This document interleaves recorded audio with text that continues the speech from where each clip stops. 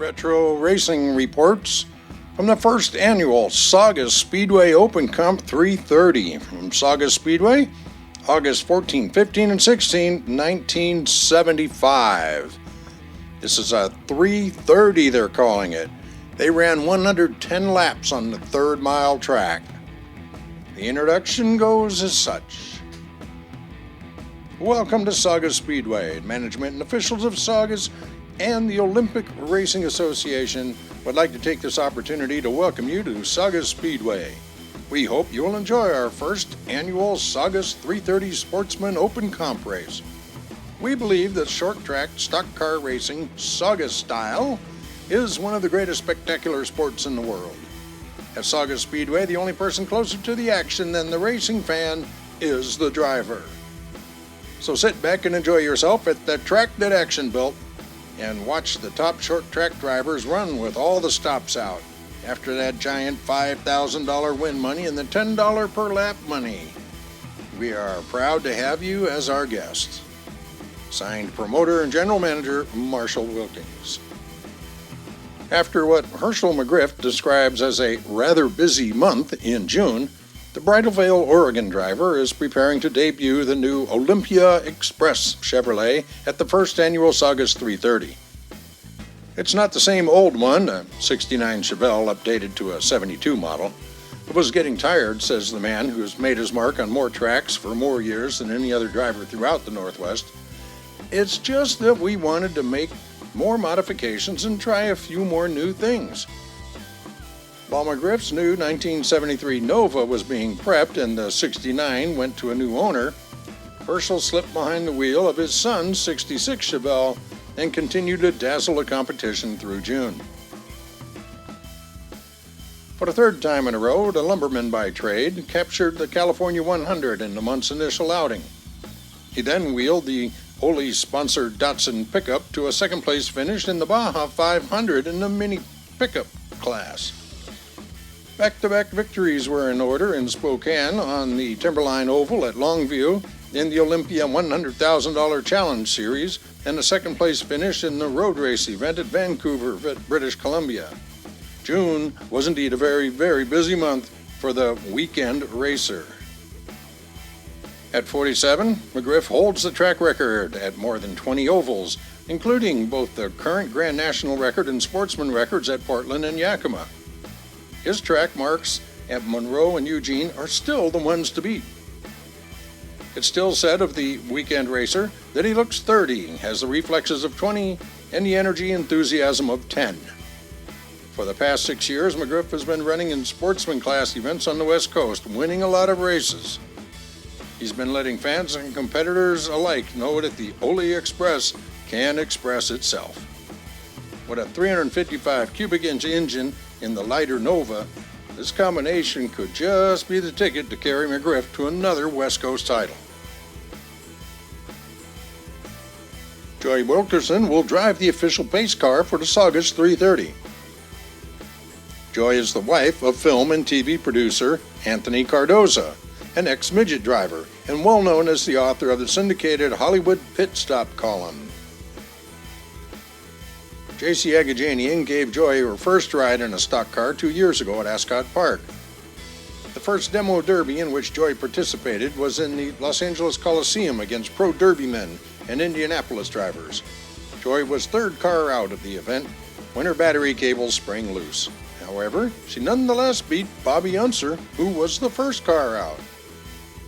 Joy has raced virtually every type of car: stock, sprint, midget, Porsches, dune buggies, and the Baja 500 type of dune buggy. She's the only woman racer in the world to hold a NASCAR Grand National racing license. Though many women have raced NASCAR, none have ever raced the Grand National. Joy is also the only woman in the world to have raced in a USAC sanctioned race, which she did last Easter Sunday at Terre Haute, driving Gary Bettenhausen's sprint car number 24.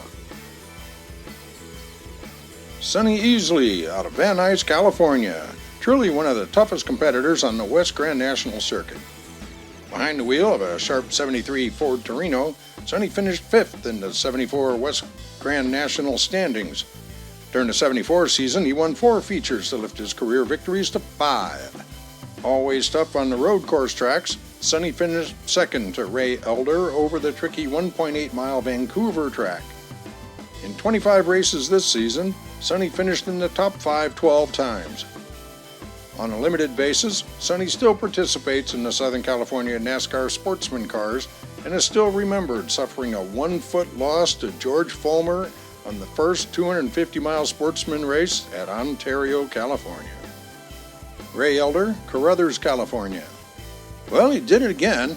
For the 5th time in 6 years, the racing farmer, Ray Elder, won the NASCAR Western Grand National Championship. After winning the crown in 69, 70, 71, and 72, Ray lost the coveted crown to Jack McCoy in 73. Well, after watching McCoy, Insolo, and Ron Gauchi taking shots at the 74 crown, Ray finally made his bid late in the season driving the Olympia Brewing 74 Dodge. Ray won 5 Western Grand National features and upped his career total to 40. Winning the 1971 Riverside 500 was one of Ray's career highlights. This very popular Western Grand National driver finished in the top 5 20 times during the 74 season in 25 races. Voted the most popular Western Grand National driver 6 times. Chuck Wall, Burbank, California.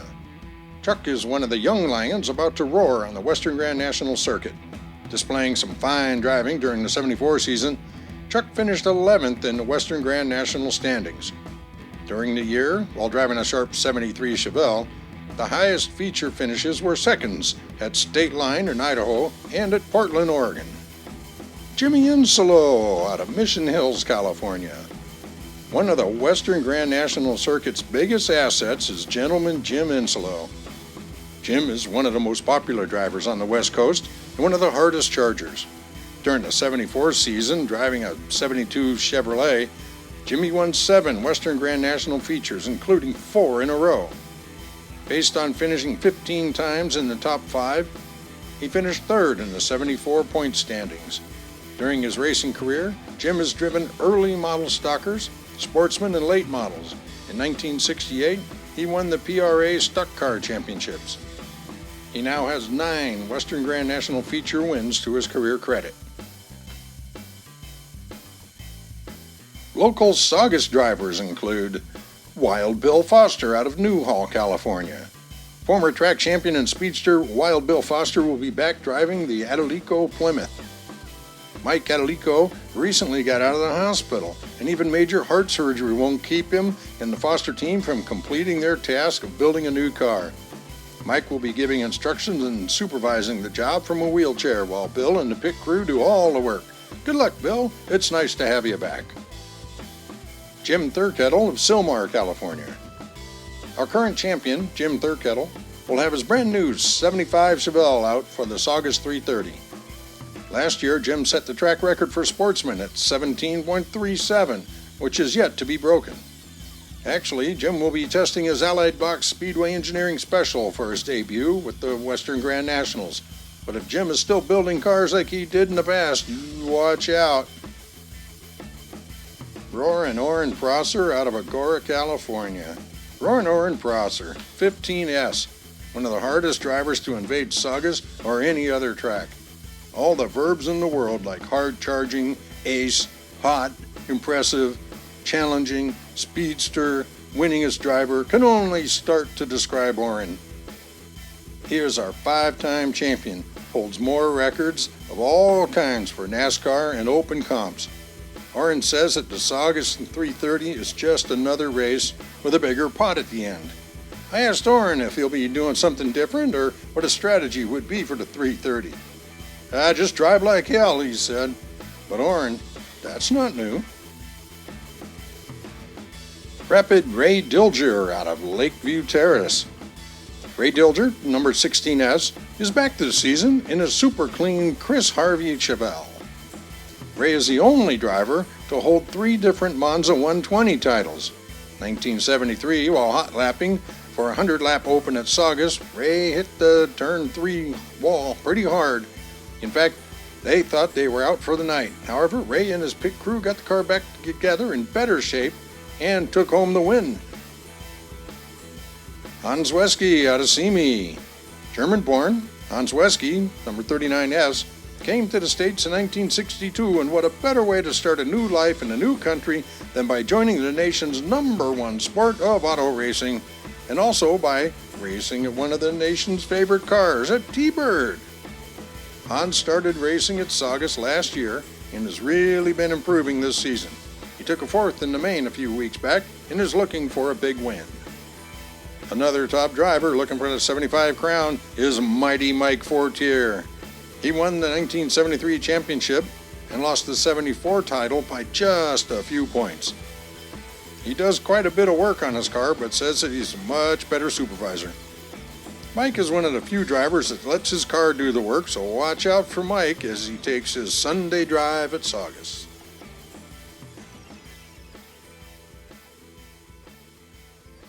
Hey, there's Harold. Glad you enjoyed that video. Be sure to like, subscribe, share, put your comments down below. There's a lot more where this one came from.